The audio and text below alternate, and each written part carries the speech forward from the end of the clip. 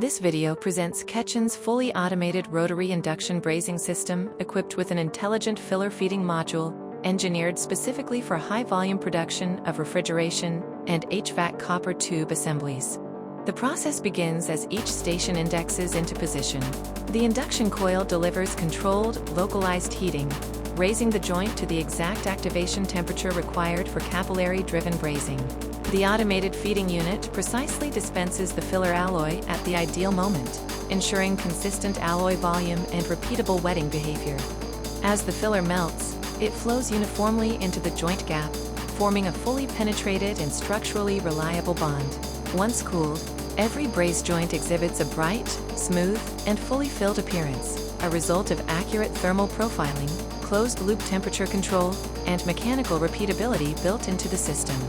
This technology significantly reduces human variability, lowers rework rates, and provides a stable path towards scalable, data-driven manufacturing for HVAC and thermal management industries. KETCHAN's solution enables manufacturers to achieve higher process reliability, improved quality traceability, and measurable production efficiency.